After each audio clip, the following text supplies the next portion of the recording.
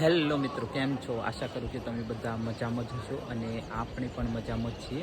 અને મિત્રો, આપણે આવ્યા છીએ ઓમકારેશ્વર. જો અમારી પાછળ મંદિર થાય છે, તો આપણે ઓમકારેશ્વર એટલા માટે આવ્યા છીએ કે આપણે નર્મદા પરિક્રમા કરવાના છીએ. અને આ પરિક્રમા આપણે એક્ટિવા લઈને આવ્યા છીએ, એટલે એક્ટિવા ઉપર જ કરવાના છીએ. મતલબ એક્ટિવાથી આખી પરિક્રમા પૂર્ણ કરવાના છીએ. તો મિત્રો, આજે આપણે સંકલ્પ વિધિ કરીશું. એટલે કે અહીં જ્યારે આપણે નર્મદા પરિક્રમા સ્ટાર્ટ કરીએ ત્યારે સંકલ્પ વિધિ કરવી પડે, અને તે સંકલ્પ વિધિ અહીંથી સ્ટાર્ટ થશે, એટલે કે ઓમકારેશ્વરથી. અને ત્યાર પછી આપણે પરિક્રમા ચાલુ કરીશું. તો જે માહિતી હોય તે તમને હું જેમ જેમ કન્ટિન્યુઅસ વિડીયો આવતો રહેશે. તો મિત્રો, પરિક્રમા હોય તે મોટે ભાગે ઓમકારેશ્વર અથવા તો અમરકંટકથી આપણે ચાલુ કરી શકાય. વાત કરવામાં આવે તો તમે ઓમકારેશ્વરથી પણ કરી શકો છો, અથવા તો તમે અમરકંટકથી પણ ચાલુ કરી શકો છો. તો મિત્રો, આપણે જુઓ કે હાલ ઓમકારેશ્વર આવ્યા છીએ, તો ઓમકારેશ્વરનો જે નજારો છે તે તમને બતાવું. અને સામે આવેલું છે મંદિર. આ છે ઓમકારેશ્વર મહાદેવનું મંદિર. અને આ બાજુ જુઓ, આદિ શંકરાચાર્યનું જે સ્ટેચ્યુ અહીં બનાવેલું છે, એટલે કે મૂર્તિ બનાવેલી છે. હાથ જોડ.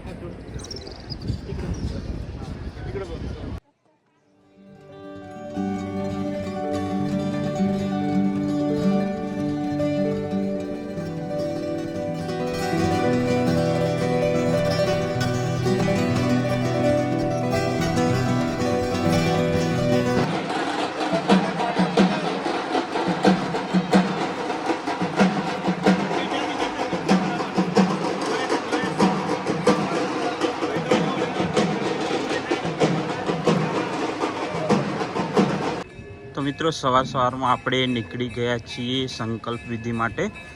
અને જુઓ, આ સવારનો નજારો છે.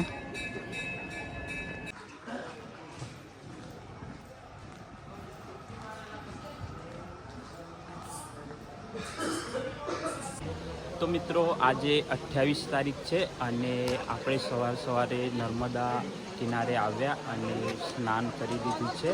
એટલે કે ગુડ મોર્નિંગ, નર્મદે હર. અને બીજી વાત કરું તો જુઓ, આ છે સવારનો નજારો.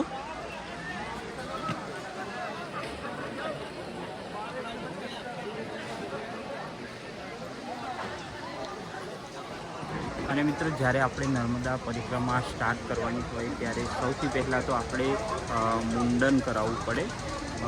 પરંતુ હું મહારાજ જોડે ગયો અને વાત કરી, તો મહારાજે કીધું કે તમારે મુંડન નહીં કરાવો તો ચાલશે, પરંતુ જે પેદલ યાત્રા કરતા હોય, મતલબ પગપાળા દ્વારા જે પરિક્રમા કરતા હોય, તો તેમને મુંડન કરાવવું જરૂરી છે. એટલે આપણે મુંડન કરાવ્યું નથી. અને ફાઇનલી આપણે સફેદ વસ્ત્ર ધારણ કર્યા છે, એટલે કે સફેદ કપડાં પહેરી લીધા છે અને પરિક્રમા ચાલુ કરીશું.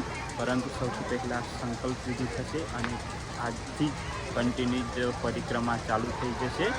તો મિત્રો આપણે સંકલ્પ વિધિ પતાવ્યા પછી ફાઇનલી ત્યાંથી નીકળી ગયા હતા, એટલે કે ગજાનંદ આશ્રમ છે ત્યાંથી 9 વાગે ત્યાંથી નીકળી ગયા હતા અને આપણે અત્યારે આવી ગયા છીએ લગભગ 45 કિલોમીટર જેટલું અંતર કાપી લીધું છે અને ભાટિયાન ગામ તરીકે આગળ આવે છે, તો ત્યાં જઈ રહ્યા છીએ. રસ્તામાં જ પડે છે અને ત્યાં લગભગ વનક્ષેત્ર છે, તો ત્યાં આપણે ભોજન કરી લઈશું. અને જુઓ કે જેવી રીતે આપણે ગુજરાતની અંદર ખેતી થાય છે તેવી ખેતી અહીંયા જોવા મળે છે. મોટે ભાગે જે અહીં આજુબાજુના જે ખેતરો છે એ એકદમ લીલાછમ છે. જુઓ આ બાજુ એરંડા આવેલા છે અને આ બાજુ જુઓ ચણાની ખેતી જોવા મળે છે, પછી ઘઉં છે અને એકદમ લીલાછમ ખેતરો આવેલા છે અને સામે જુઓ મકાઈ આવેલી છે. અને બીજી વાત કરું તો કન્ટિન્યુ પરિક્રમાના વિડીયો આવતા રહેશે, તો જરૂર જોતા રહેજો. અને ચલો ફટાફટ આગળ વધીએ.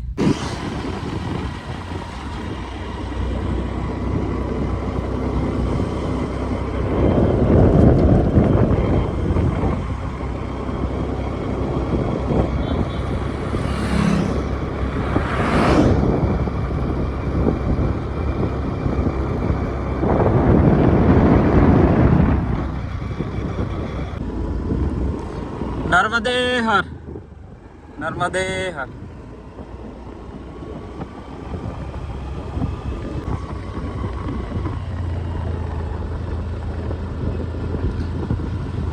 नर्मदे हर, नर्मदे हर.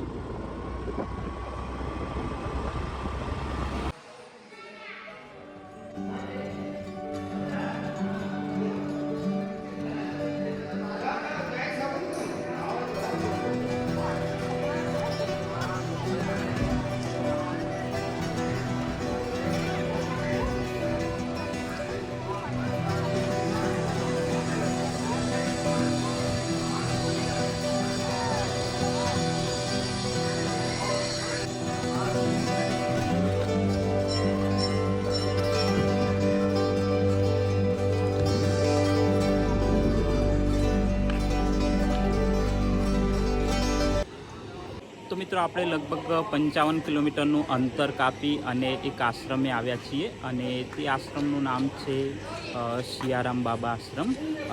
આ જે આશ્રમ છે તે આપણે રોકાયા હતા. અને સિયારામ બાબાનો જે થોડો ઇતિહાસ છે તેની વાત કરું તો તેઓ કેટલાક લોકો કહે છે કે તેઓ ગુજરાતના હતા, કેટલાક કહે છે કે મહારાષ્ટ્રના, કેટલાક કહે છે કે એમપીના હતા. તો એ મૂળ વાત છે તે જવા દઈએ, પરંતુ તેઓ રામાયણનો પાઠ કરતા હતા અને એવું કહેવાય છે કે જ્યારે પણ તેમને લોકો કંઈ ભેટ આપતા, મતલબ પૈસા આપતા, તો તેઓ ફક્ત 10 જ રૂપિયા ભેટ તરીકે લેતા હતા. અને આ એક જે આશ્રમ છે, આ જગ્યા છે એ નર્મદા જે મૈયા છે તેના કિનારે આવેલી છે. તો આ જે જગ્યા તમને બતાવું.